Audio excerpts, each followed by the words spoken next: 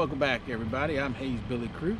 Today we're at the Pungo Ferry Bridge. We're going to be practicing how to cast a line for distance and for accuracy.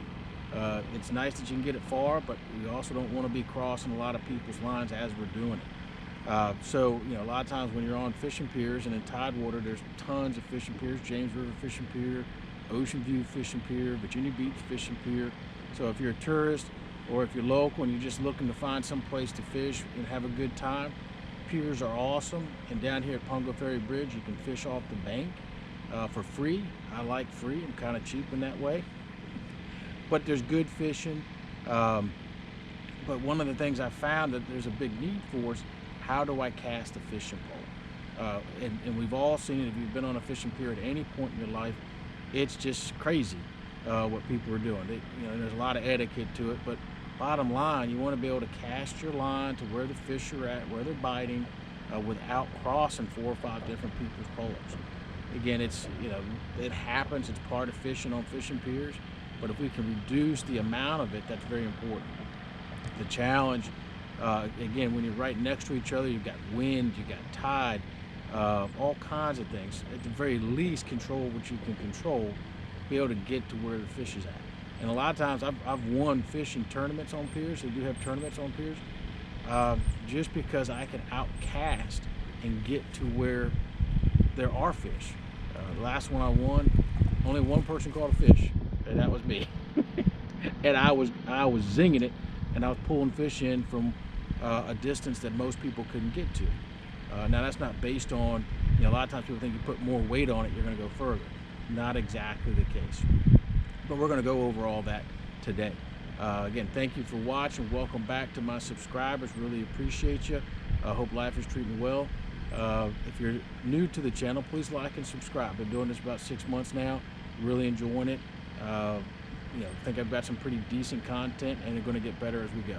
But again, please like and subscribe. Hit that button right below. Let's get on. All right, so one of the things we're talking about, when we're pier fishing or fishing off the bank, especially if you're new or you don't want to spend a lot of money on equipment. At least I don't. So what I've got is a basic Shakespeare fishing pole, Shakespeare reel. Picked it up at Walmart. One of the nice things about Walmart, Target, love it. Cheap pole, 30 to 50 bucks. I found this one actually in a trash can. My neighbor's throwing them away. Crazy. I don't know what you're doing throwing away a nice fishing pole like that, but all right, whatever.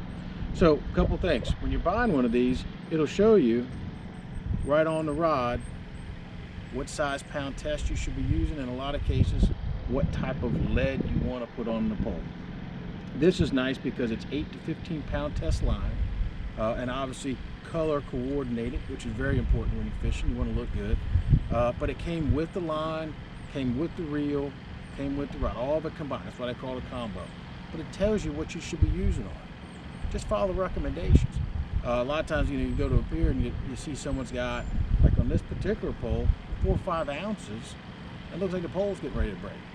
And it reduces the action of the whole outfit. Again, something like this, 2 ounces max is what I want to use. Maybe an ounce, depending on what I'm doing. But this size pole will catch just about any fish you want to catch, whether it be off a bank, off a pier. You don't want it too big, you don't want it too small.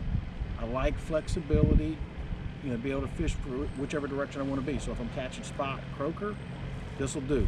If I want to catch monster skate, bluefish, stuff like that, this will do it too. You just got to set the drag right there. But this is the right size for just about anybody. So, but again, if you're just starting out, bang. So basic fishing pole, that'll get you started. 30 to 50 bucks combination. You can always start swinging for the fences once you got a pretty good idea what you want. Any basic combo works. Again, this one's a Shakespeare, one of my favorites as far as cost versus functionality. Can't go wrong with it. I've caught monster 30 to 40 pound skate on this. Again, a bunch of spot, croaker, catfish, you name it, does the trick. And again, I pulled it out of a trash can. You can have a $200, $300 rig. I'm still catching fish on a free pole. So again, all right, so a couple other things. when we're fishing, you don't want to drag your tip of your rig into your fishing pole. It gets stuck in the eye and it starts chipping things, which you don't want to do. But basically, when you're casting, you hold it down here. I like to hold on to my reel at the same time. Pull that over. You flip your bail. Now it will release. One of the things you also do, always be wary of your tip. Sometimes the line will twist around and you try to cast and the line pops. We've all heard that snap before. So you're holding it. Take your finger to the line, flip the bail, and then on the tip,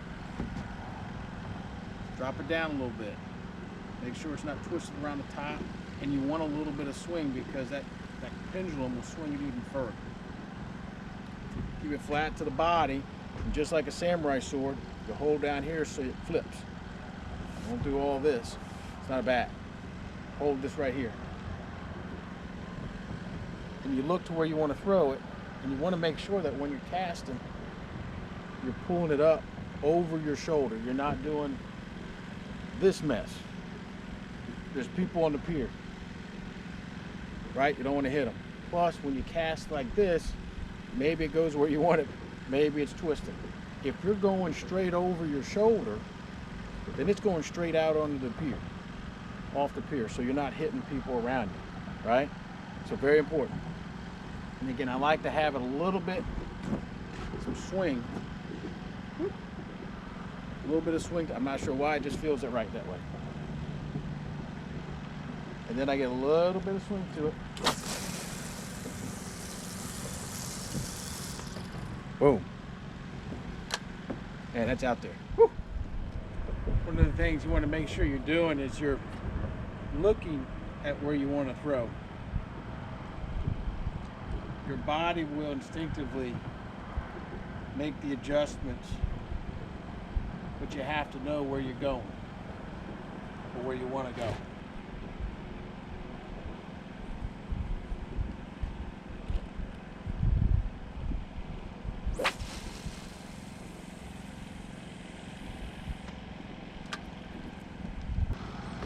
All right, so make sure you got your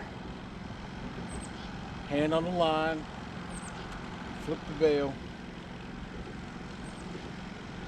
make sure you're checking your tip, make sure it's at the distance you want, not wrapped around the top.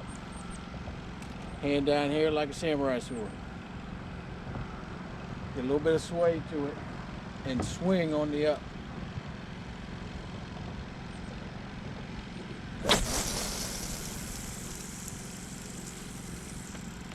Right down the pipe. Well, that's about it for today, guys and gals. I'm going to start doing some serious fishing. I think the tide's coming back in out here at the Pungo Ferry Landing Bridge. Please like and subscribe if you already haven't. And for those subscribers that have been with me for a little bit, thank you very much. Life is short. I appreciate you taking some time to watch. Next episode is going to be about proper sinker selection. It's very important. Again, you can tie a rock to your line and it'll sink, but where you're fishing, how you're fishing, what you're fishing for, many different types of sinkers for different types. So we're going to go over some of that. Again, some of you guys have been fishing for a while, got a pretty good idea, but who knows? Maybe there's something for you. But new to fishing, definitely something that'll help you out. But again, I'm Hayes Billy Crew. Thanks for watching. See you next time. Fish on.